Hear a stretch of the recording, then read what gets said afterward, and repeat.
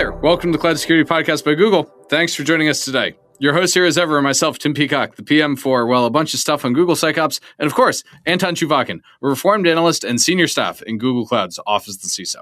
You can find and subscribe to this podcast wherever you get your podcasts, as well as at our website, cloud.withgoogle.com/cloudsecurity/podcast. If you enjoy our content and want it delivered to you piping hot every Monday, please do hit that subscribe button. You can follow the show, argue with us, and the rest of our Cloud Security Podcast listeners on the Google Cloud Security community page. Anton, we have a super fun show today. We are talking about biology. We're talking about fighter pilots. What are we doing today? We are talking about the future of security. Oh, a small topic. Okay, so for some people, it's a distant future. For others, maybe it's an immediate future. But it is definitely the future. And I feel like, at the risk of going for a spoiler, I feel like maybe we shifted from the compliance mentality to engineering mentality. But our guest thinks that it's time for another shift. But where we are shifting is really interesting, and I'm not going to spoiler that part. That's very William Gibson of you to be like, this is the future for some people tomorrow and the future for other people much more in the future. I like that. I mean, I don't want to spoil anything for this episode, so maybe listeners, without any further ado, and sorry for the absence of a corgi today, I'm in the office recording studio, as you can see, let's turn things over to today's guest. Today, we're joined by Royal Hansen, VP of Engineering here at Google, former CISO of Alphabet. Royal, thank you so much for joining us today.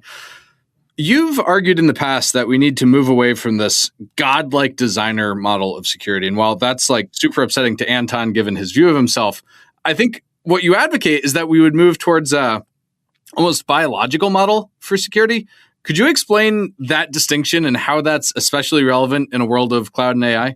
Yeah, I'm super excited for this, and thank you for having me, because it is something I've been thinking a lot about, and I actually have been learning a lot, and I have a few examples I wanted to give, and hopefully this could be the beginning of a dialogue of as an industry. But first, even though now it must feel even more like that with AI and cloud, and you can have agents and tools, the world is super dynamic, right? The idea that you have a deterministic view of every use case that your user or your vendors or your suppliers or your tech implement is sort of ridiculous. Right? The idea that you could possibly do that. Yeah. So I thought, okay, fine. We're no longer building bridges that are going to sit there for 100 years with roughly the same use patterns. What if we look to biology, which lives and breathes in exactly the way we just talked about? Every day, your body or the ecosystem is different. It changes all the time. Species come and go. Cells are born and die. And I think, in a weird way, it's forcing us to confront the fact that actually at any big organization, we were already living in that world. We never had, at least in the sort of my career, perfect or deterministic visibility to all data, all services, at all times. But I always assumed naively that engineering-led mindset and engineering will just build things the right way, build things securely, is progress compared to the previous wave of thinking where people thought about like checklists and compliance. So it's interesting that when we talk about this, and we're going to touch other deep ideas here at this episode, when people moved from compliance, auditor-led security to engineering-led security, it was supposed to be a big improvement. But you are hinting that while it was a big improvement, the next wave is coming, and we need to move beyond that. Is that fair, or am I pushing it too far? No, it's such a good point, because I actually, I'm thinking back, we're probably, similar phases of this industry that we've lived through. When I started, it was much more engineering. I think it became more compliance, because the world and every industry and every sector and that complexity we just talked about grew. And so you really couldn't engineer everything end to end like you could when late 90s, you build a website, right? You could do that.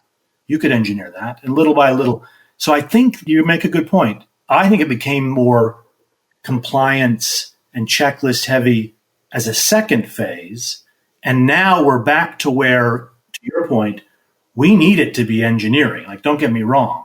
What Well, by engineering, I mean technically sophisticated. You got to have abstraction layers. You got to have architectures. You got to have design. But I don't think you can think of the entire system as a one.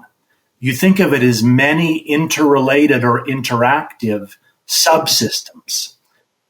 So think about one example. Let's just get started with is that in an ecosystem, ecologically, there are vultures, and you always think, okay, what do these vultures draw, right? But the truth is, the vulture, when it goes and eats the dead bodies that are become loaded with bacteria, they're like massive cleaning engines. Yep. They don't care about the rest of the ecosystem. They don't think about it, know about it, worry about it, but they eat that dead stuff. What if, to the spirit of this, instead of thinking, okay, I got to clean up my access for my team, right? Or, my group management, or I've got to clean up the memory that's being used. You think pre-systems that did memory management for you.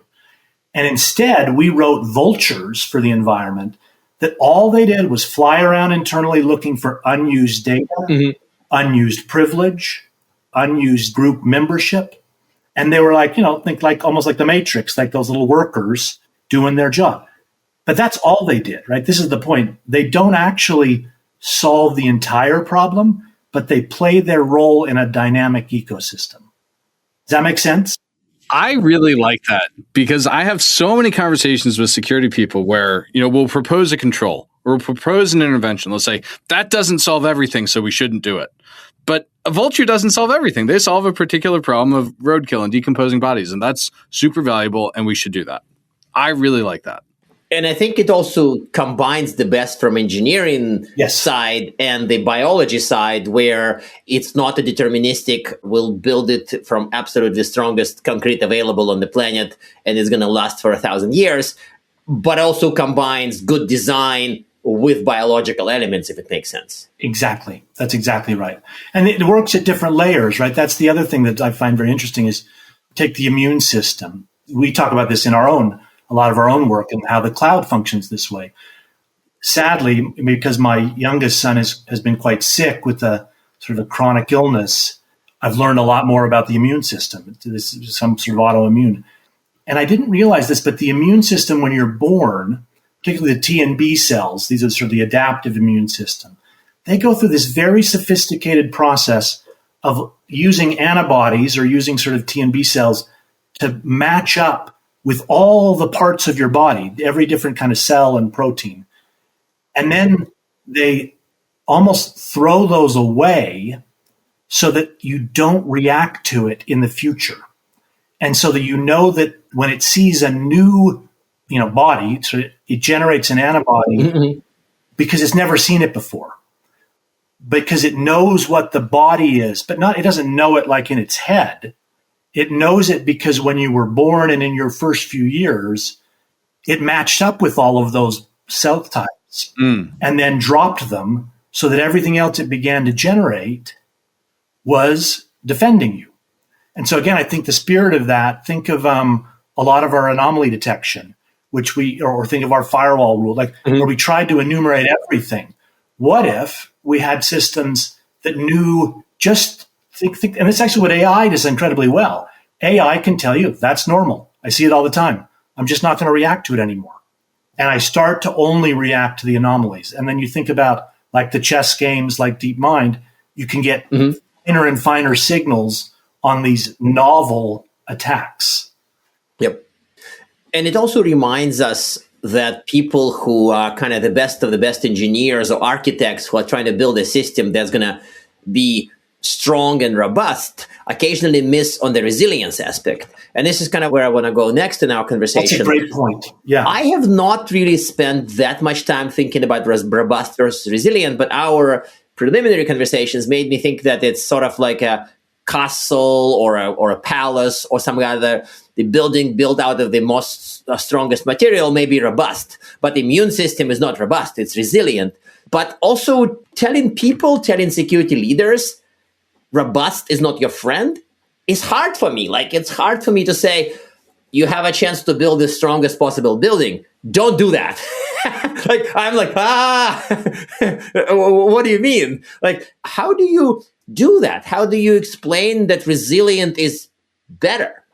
How do you shift the focus from robustness to resilience? You know where I learned this? So at Goldman Sachs, I ran business continuity. And it was a wonderful experience to complement my security history because, to your point, that was the job. It wasn't a side effect. That was the job. And the company realized pretty early on that resilience was going to be a commercial asset and not just a thing you pulled off, to your point, when you needed, when this scenario occurred.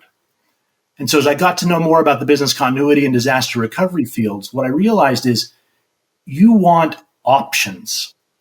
And particularly when you come out of the financial services industry, you want as many options as you can, reasonably buy. Because scenarios, you know this from what's the famous saying, no plan survives contact with the enemy. That's true of security as well. And so what I want to do is that, the internet's a good example, right? The routes are almost infinite. Mm-hmm. But the same is true of access to data. Think about how much stuff we break because we over-instrument the privilege. What I need is the break glass that gets me through, even if it's in a deprecated state. So as an example, in the BCP world, we wanted to say, do I have a team outside of New York City who can do this function if the island of Manhattan were eliminated? Maybe they can't do it perfectly, but they can do it in a deprecated state. So I need the tech for that. Right? I need remote access. I need the data access to be set up. Just forces you to think not in, and even our kill chain work sometimes falls into this. We assume we can imagine every adversary's kill chain. The truth is, living off the land was a great example. People figured it out as they went. We need to do the same thing on our side. There's a bit of figuring it out as we go that needs to be true. And so AI, again, I think AI is a really great asset here. It's going to come up with ideas that we never imagined, but only if you've built the capabilities, options, capabilities. So it's not, to your point, that we're throwing away the architecture, but the architecture or the engineering is not holistic. It's modular. And so to me, that's the real key. And I think, look, Kubernetes has done a good job with this. The way we do some of the VPC work, you see it emerging. So I don't think this is it's not like nobody's thinking this way, yep. But they're not learning from the biological examples. So for instance, blood-brain barrier, right? We talk about this all the time. What's the equivalent of that in a cloud or enterprise system? They say, I don't care whatever happens, toxins cannot cross this barrier. And I'm willing to live with an entirely different administrative system for it, but I want that to be an invariant and true.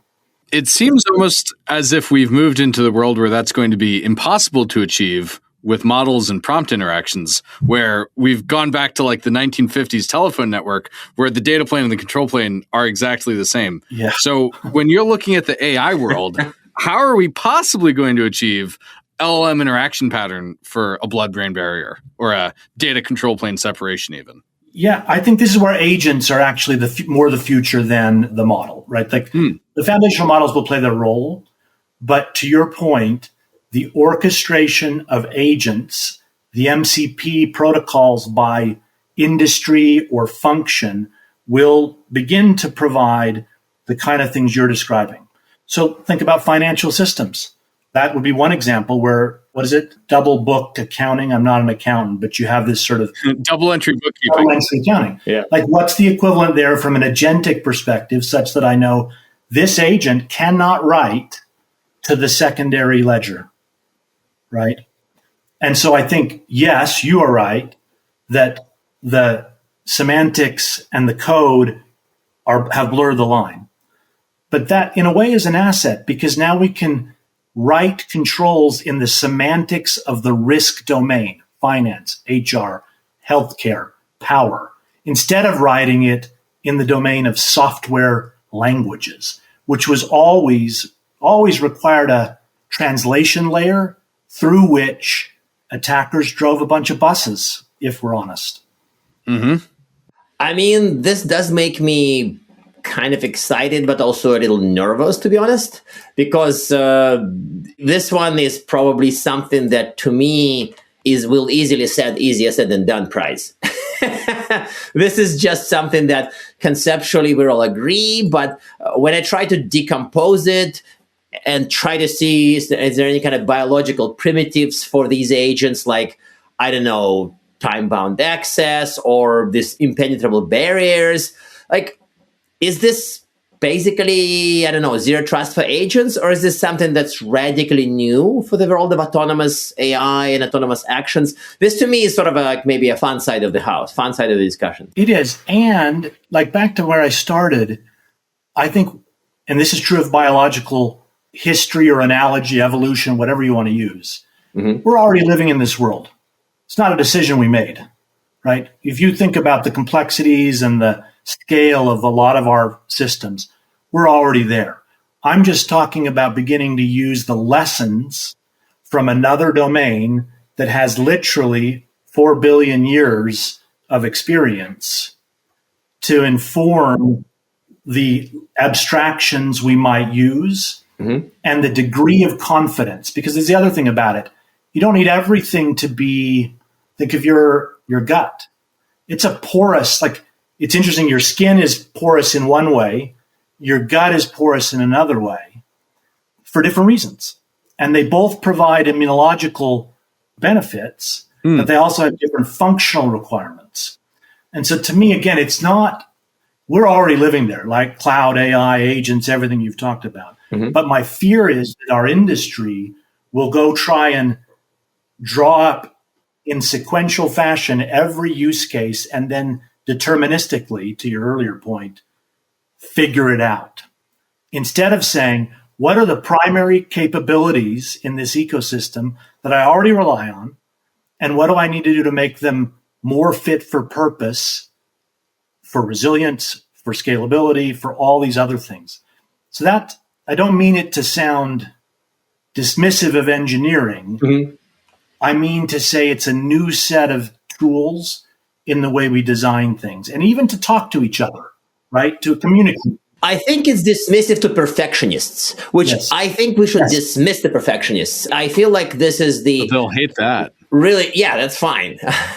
But it's dismissive of perfectionists. Yeah. Because biology does not operate at 100 or 0% in anything. Yep. But this would trigger the auditors. Oh, go ahead, Anna. I just want to trigger the auditors myself. Sorry. I want to follow up on something you said there where, life has had 4 billion years to figure this out. We've been dealing with LLMs for barely 4 years. And so how do we do this thing which takes billions of years in the span of not billions of years? All the more reason to borrow from those quickly. And I think if you go talk to the DeepMind people, it's actually, I learned a lot of this from Demis and the team early on when I first met them. And I realized, their primary goal was science at digital speed. Yeah. So every one of their use cases was actually a biological or sort of natural science use case. So when they did AlphaFold, there's a great talk from Demis at the Institute for Advanced Studies, if people want to go look it up, and maybe we could put it in there, where he talks about how the real trick with AI is to find these invariants or large control, maybe that's like what he would say, like just constraints, and then let the thing run. That's the trick in this, is to say, I can't be deterministic and I can't have a billion constraints. What are the constraints that developed the snail or the human mind or the ocean? And then inside of those constraints, the blast radius was contained. Things quickly failed or they succeeded and they evolved. So to me, that's the idea, is in all of it, like financial systems, in cloud systems, in healthcare systems, what are these macro constraints inside of which, to your point, we can let these agents and these AI models kind of make mistakes. Yeah. But give them the right reward functions and go and death. I would be ashamed not to talk about this, but one thing that we in engineering didn't ever have was death.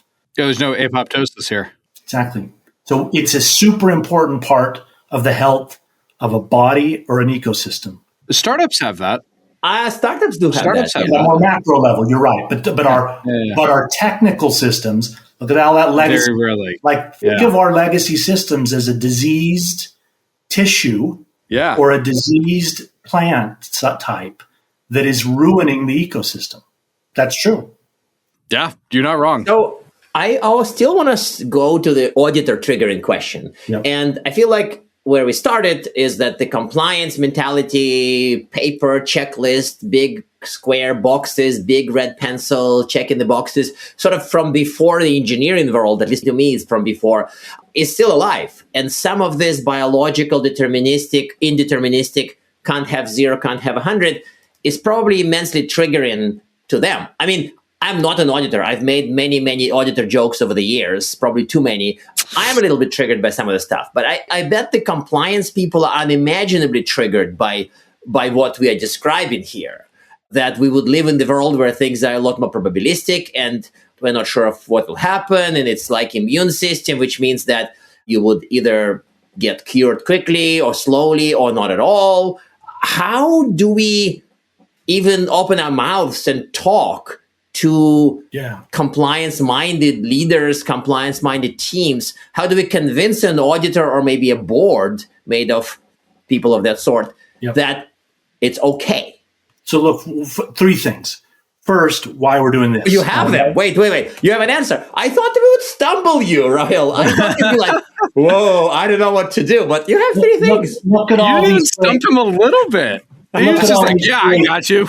Look at all these gray hairs, Anton. This is not my first rodeo, right? So, first, and this is why we're talking, and I love what you guys do because the narrative is important. You can't take for granted what you've just talked about, and so we need examples. We need a narrative, but a narrative can be very powerful, actually more powerful. So my argument would be, as we build momentum with this narrative, actually people are going to come up with stuff that we didn't have any idea about, and they will do it better. Second, I think it will be actually kind of liberating. You know how hard I've lived in only big enterprises for the last 20 years. It is hard. The complexity, the denominators, the asset inventories, the vendor lists, it is hard. If this can be slightly liberating to say, hey, can we just acknowledge together that the complexity has gone beyond what a human and a checklist can solve? I actually think then the temperature can go down a second and we can say, okay, how are we going to do that? We're already living there. So there's a little bit of a release valve. And then third, I love this analogy, but it doesn't always play because not everybody knows what a cobbler is anymore. So shoemakers' children don't have shoes, right, in this little village. We're going to have to use agents to solve the problem you're talking about. So if I'm an auditor, I'm building agents to do the things we're talking about. I'm going to embrace that non-deterministic, but eventual consistency or limits that it will approach. Great. It's a tool. So to me, narrative precedes it because no one's going to work on this unless they believe it. 2, relieve some of the pressure of the current job, which is almost impossible. And then 3, get the shoemaker out there and start putting them on your team. Put on the auditor's shoes. So I want to go back to the death thing because we accept more or less that biological systems die. And I had this is going to sound pretty random, but in high school, I had a chaplain at my school who gave this amazing chapel. 20 years later, I remember him talking about how failure is good and how we should, as students, all experience failure. So shout out to you, Peter Ammerman. How do we help organizations get comfortable failing? Like, not everybody can listen to Peter at 9 a.m. on a Thursday. So how do we achieve allowable failure? Because that's necessary in what you're describing, right? I got an answer for this too. So there you go. Good. Yeah. Well, I worked at Fidelity for a while, and Ned Johnson, who was the sort of, ran the place, and big fan of Japan and the Kaizen continuous improvement. Yeah. But then there was a guy named, I have to get his name, but he wrote a book called Chasing the Rabbit, which was, we could put a link to it as well. But I think the answer is we measure the speed and rate of finding problems and fixing them. Like that, I think we need to change some of our culture from here's the objective and here's when we met it to how fast did you find the problems and how fast you fix them. And so in a way, AI is perfect for this, right? Like think of what we're doing with Big Sleep and where we're going with Mender. Big Sleep, we're going to find these things faster and faster. And Mender is the automation to fix. So we ought to be celebrating that cycle. Yeah. Instead of saying, what are these big systems we're going to build and they'll be perfect? And if they have a problem, we'll all light our hair on fire and hope we come out the other side, right? So this is really about shifting our goaling from like how many airplanes did we build to how quickly did we make our OODA loops faster? Not just did we have an OODA loop, but are we making them faster over time? Exactly. Yeah. Celebrate it. Measure it. Yeah. Talk about it. I want to stick, maybe I am old. I don't know. It's a weird way to start. Maybe I'm old compared to Tim. Fine. Okay. So before Tim goes to the closing question, I want to try to do the devil's advocate on behalf of those, I'm not going to say pesky auditors or people who stick to firm answers to questions that are difficult to answer. So if people observe the signs of this new world you're describing, observe successful companies move to this more biological approach, to less determinism, and they still insist on certainty. Like, is there one argument I would make? What if that person is my CEO, my CIO, my Uber boss, whatever? Then is there one argument I can make to him or her that, hey, I get your desire for certainty, but this, like, what would this be? The one example I use, because it comes from my history, I suspect we can find it in biology or others, but just because I lived so much time in financial services, I spent time in the credit card business for a little bit. And I learned that you can make your fraud rate too low. Yes. And I realized that people got beat up for the fraud rate being too low. And to your point, Anton, fraud is a big deal in financial services. We're not talking about like some sort of corner case. Credit card companies live and breathe.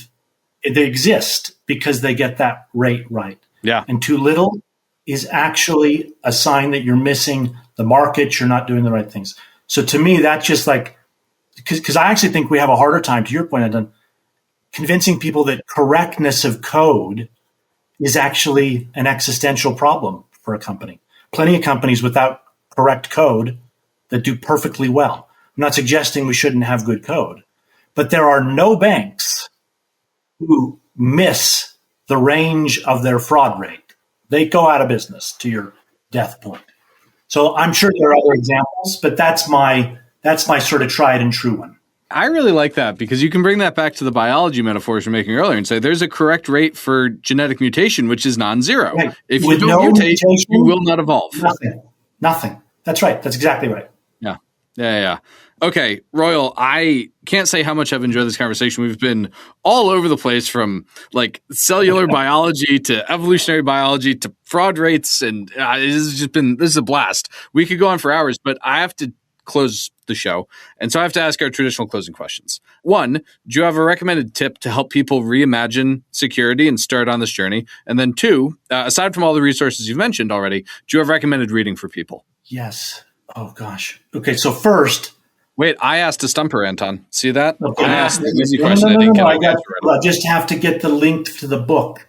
There's a wonderful book to read. Yeah. And we could put it in the link. So, but first I take very seriously Anton's questions about how we're going to get people over the hump here. And the only way is by playing with, experimenting, and being users. We are so busy doing our job.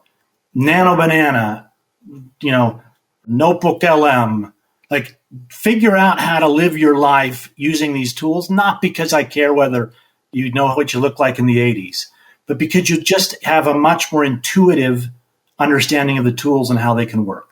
So I think one, and that world is inherently biological in the way we just talked. So play. It's an incredibly important part of, back to Tim, humans, like play is actually an incredibly important part of any species existence.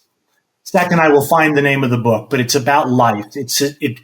We thought when we discovered the genome that this would be the software of life. it turns out there are these massively complex omics, proteomics, bacteria in the biome. Like we learned that life is not software expressed in hardware. Right. It is in fact an endless combination of constraints. Even the way RNA and DNA transcribe is not done like a robot. It's done because the motion is contained every time you move from nucleotide to nucleotide. It's an incredible book. I'll put it in there. Please. I will too. But it's both fascinating and I think it has a lot of lessons for us. Incredible. Royal, thank you so much for joining us today. This has been an absolute delight. Thanks for having me. Let's pick, next year, one of these sub areas. I think because the other powerful thing is we need to work some of these analogies into more detail. I gave you a few, but I'd love to take a few more. And maybe even we get with the customer in a sector and we say, get in the healthcare or the biotech sector, and we go into it. These would be really neat. So that'd be a great idea. Let's do it. And now we are at time. Thank you very much for listening and, of course, for subscribing. Please subscribe so you can get new episodes piping hot. And if you love our content, please drop us a review on your platform of choice. You can find this podcast on YouTube, Apple Podcasts, Spotify, or wherever you get your podcasts. Also, you can find us on our website, cloud.withgoogle.com/cloudsecurity/podcasts. You can argue with us on the Google Cloud Security Community site, googlecloudcommunity.com. You can follow us on x.com/cloudsecpodcast, tweet at us, email us, argue with us, and if we like or hate what we hear, we can invite you to the next episode. See you in the next episode of the Cloud Security Podcast by Google.